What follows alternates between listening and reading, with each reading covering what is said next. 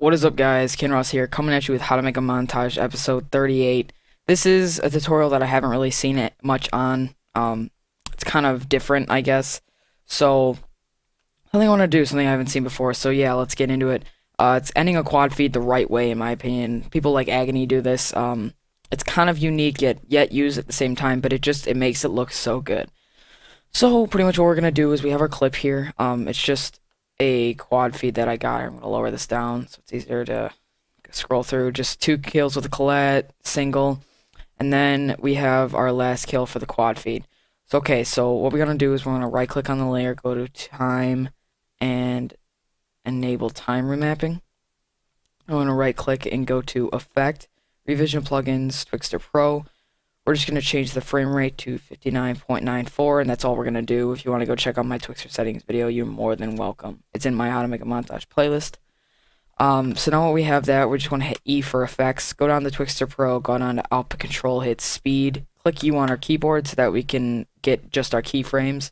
Go forward 1 frame. Go to, actually, untick the speed here. Go to the spot where you get the quad feed. So we're scrolling here, we're scrolling.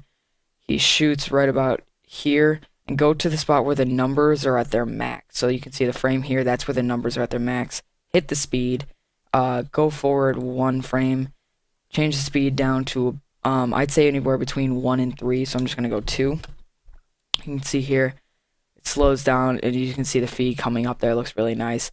Now you want to go forward about, we'll say, 2 seconds, so I'm just going to change this to 8. Hit your keyframe. Go back, change this to 100. So now you just have this part Twixtor here. And it looks really nice. Okay, so now for the next part, we can just, I'm going to disable the audio on this. We can just go to layer, new, null object. And this is also going to teach you how to keyframe wiggle, like that wiggle like expression that I showed you guys how to use.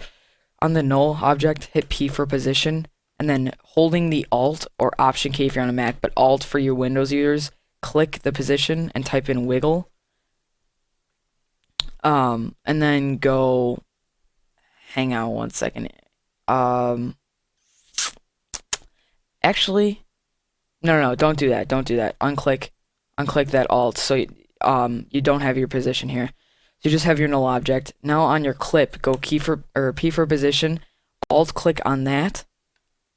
And then type in wiggle, and then 3, comma, and leave it there. You can unclick. It'll give you an error message. That's fine. We're just going to leave that.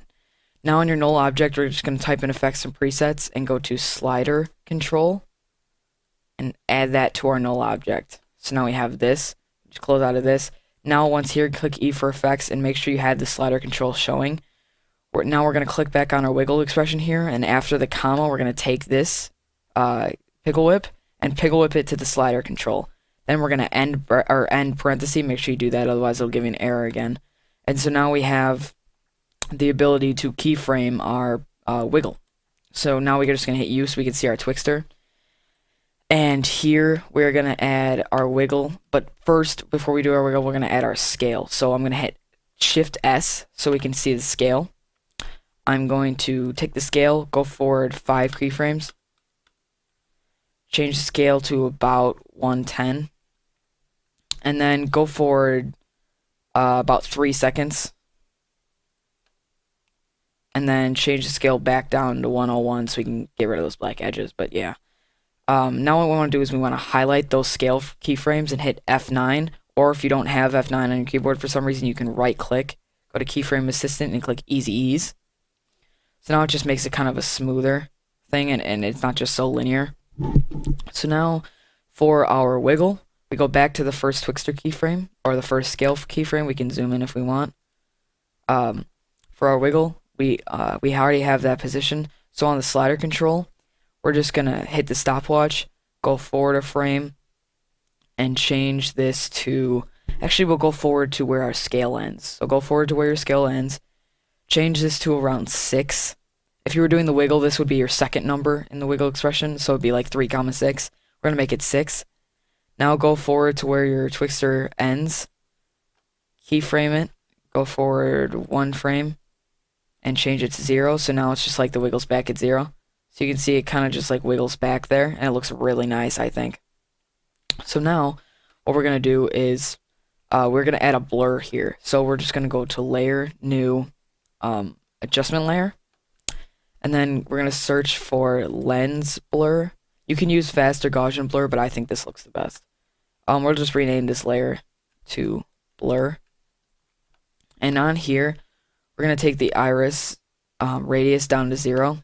On our first Twixtor keyframe, where the Twixtor is about to start, we're just going to hit the iris radius and then hit U so we can just see those keyframes.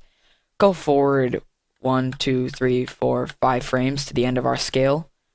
Change this to like, I think it was 10 looks good-ish. We'll put this on full so we can see it better. I actually will up that to like 20. Let's see how that looks. Yeah, 20 looks good.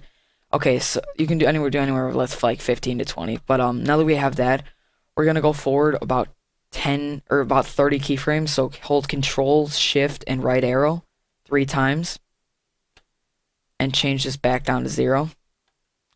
So it'll go like this. It'll scale up, it'll blur, and then it'll unblur, and then it'll wiggle down.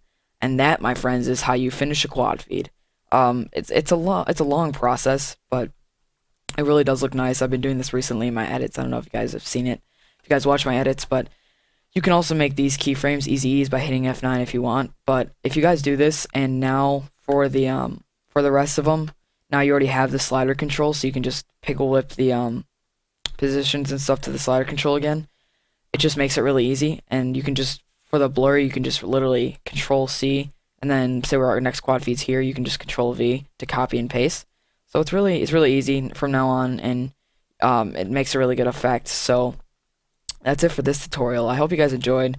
It's unique. I haven't really seen it before, but something I really want to show you guys, because it like I said, it makes your edits look that much better. But that's all for this tutorial. Thank you so much for watching, and I'll check you all later. I'm out. Peace.